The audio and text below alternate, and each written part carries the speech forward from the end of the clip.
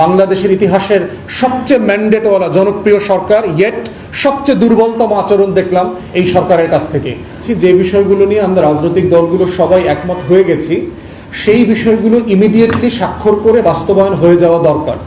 এই সংবিধান যদি সাসপেন্ড না করা হয়, এই জুলাই সনদের ভিত্তিতে যদি নির্বাচন না হয়, তাহলে নির্বাচনটার বৈধতা নিয়েও কিন্তু প্রশ্ন উঠবে। কারণ 24 জানুয়ারিতে একটা নির্বাচন হয়েছে, 29 জানুয়ারির আগে কোনো নির্বাচন সংবিধান মোতাবেক হতে পারে না। কারণ সংবিধান কিন্তু একটা নির্বাচন 5 বছর পর পর হতে হবে বলে দেওয়া আছে, নির্বাচন কমিশনের ম্যান্ডেট বলে দেওয়া আছে। যদিও সংসদ সরকার নাই, কিন্তু সেটাকে তো সংবিধানের 106 ধারা মোতাবেক একটা অন্তর্বর্তীকালীন সরকার নিয়োগ দিয়ে সেটাকে রিপ্লেস করে দিয়েছে। তাহলে আমরা যারা ফেব্রুয়ারিতে, এপ্রিলে, জুনে নির্বাচন চাচ্ছি অথবা অন্তর্বর্তীকালীন সরকার দিচ্ছে, সেটা কিসের ভিত্তিতে হবে? অতএব এই নির্বাচনটা জুলাই সনদের অধীনে হতে হবে এবং এই জুলাই সনদের একটা আইনি ভিত্তি থাকতে হবে যে এটাকে ভিত্তি করেই সংবিধান যতটুকু থাকবে অতটুকু থাকবে, এটার সাথে যেটা যাবে না সংবিধানের সেই ধারাগুলো বাতিল হয়ে যাবে অথবা সাসপেন্ডেড হয়ে যাবে। নেক্সট পার্লামেন্ট সেটা ডিসাইড করবে কি হবে না হবে। আমাদের স্টাডিতে আমরা দেখেছি সংবিধানের ইতিমধ্যে ধরেন প্রায় 45 থেকে 47টা ধারা লঙ্ঘিত হয়ে গেছে। ডিফ্যাক্টো এই সংবিধানটা নাই, আমরা আমাদের সুবিধা মতো এটাকে ব্যবহার করছি যেখানে যেখানে করা যায়।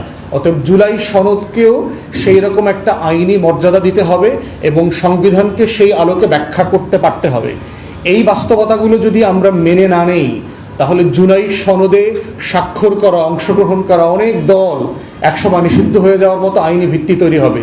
অনেক নেতাকে ফাঁসির মঞ্চে যেতে হবে এই আলোচনার টেবিলে অংশগ্রহণ করবার জন্য, এই সনদে স্বাক্ষর করবার জন্য।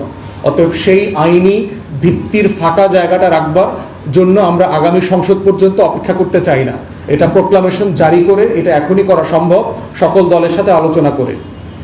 নির্বাচন নিয়ে আমাদের যেখানে শঙ্কা, সেটা হচ্ছে যে নির্বাচন কমিশনের একটা ভালো নির্বাচন করবার সক্ষমতা আছে কিনা। শুধু নির্বাচন কমিশনের না, এই রাষ্ট্র 2001 সালের পরে কোনো ভালো নির্বাচন করে নাই, যে আসলে তারা ভালো নির্বাচন করতে পারে কিনা। যেই লেভেলে তৃণমূলে সহিংসতা আমরা আশা করছি, দেখতে পাচ্ছি যে একটা দলের টিকিট পাওয়া মানেই এমপি হওয়া, এখন এই লেভেলে চলে গেছে বাংলাদেশে। কোনো সময় একটা ভালো নির্বাচনের আগে একদলীয় সুপ্রিমেসি আমরা কখনো দেখি নাই। প্রথমবারের মতো আমরা দেখতে পাচ্ছি যে একটা দলে 8জন 10জন সিরিয়াস ক্যান্ডিডেট আছে, যারা সবাই শত শত কোটি টাকা ডিপ্লয় করতে রাজি আছেন, যারা সবাই শত শত গুন্ডা পান্ডা বদমাইশ মাস্তান দিয়ে গুন্ডামি করবেন আগামী দিনে। এই বাস্তবতা আমরা দেখতে পাচ্ছি। তাহলে সেইখানে এটা নিয়ন্ত্রণ কিভাবে করবে? যেই লেভেলের ফৌজদারি অপরাধ হচ্ছে রাজনৈতিক প্ররোচনাতে, অন্তর্বর্তীকালীন সরকারের প্রশাসন, পার্টিকুলারলি স্বরাষ্ট্র মন্ত্রণালয় এটাকে নিয়ন্ত্রণ করতে পারছে না। নির্বাচন যত ঘনিয়ে আসবে এই নির্বাচন কেন্দ্রিক সহিংসতা ঠিক তত বাড়বে। অতএব সেই বাড়ার বাস্তবতায় আমরা এটা সমাধান দেখতে পাচ্ছি না।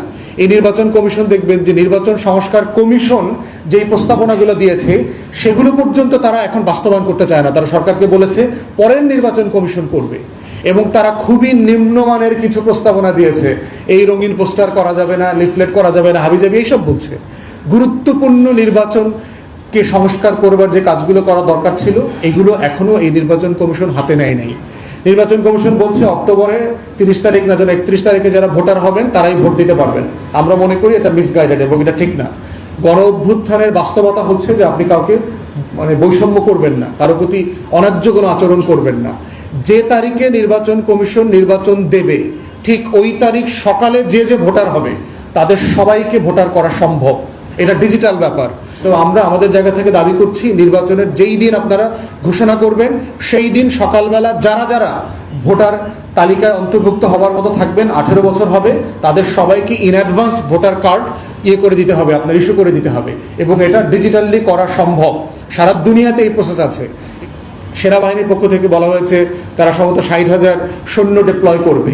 এটা আসলে সাফিসিয়েন্ট কিনা? আমার 2 লাখ প্লাস ফোর্স আছে, আমার দরকার হলে আমি কেন আরো বেশি ডিপ্লয় করব না? পুলিশ বাহিনী অলরেডি ব্রেকডাউন করেছে। অতএব সেই জায়গাতে যৌথ বাহিনীর সংখ্যা বাড়ানো দরকার কিনা সেটা আমাদের সিরিয়াসলি আলাপ তর্ক করা দরকার। তো সেই বিভিন্ন জায়গাগুলোতে আমরা দেখতে পাচ্ছি যে একটা ভালো নির্বাচন আয়োজন করবার জন্য যে 20, 22, 24 বছর পরের যে একটা ইলেকশন কম্পিটিশন তৈরি হবে, তৃণমূলে আপনারা যান, আপনারা দেখবেন নির্বাচন নিয়ে মানুষ পাগল হয়ে গেছে। যারা নির্বাচন করতে চায় তারা সিম্পলি পাগল হয়ে গেছে এবং এরা যে পরিমাণ মানে আচরণ করবে, অন্যায্য আচরণ করা শুরু করবে আগামী কয়েকদিন পরে, সিম্পলি আপনি তৃণমূল আউট অফ কন্ট্রোল হয়ে যাবে, নিয়ন্ত্রণের বাইরে চলে যাবে। এবং অধিকাংশ গ্রামীণ জনপদ কিন্তু আপনার থানা, সদর, প্রশাসনের এখতিয়ারের অনেক বাইরে। আপনি কিভাবে সেগুলো ম্যানেজ করবেন? কিভাবে এই যে মানে ব্যালটিং যে করবে, রাতের বেলা যে স্টাফিং করবে, সেটা আপনি কিভাবে ডিল করবেন?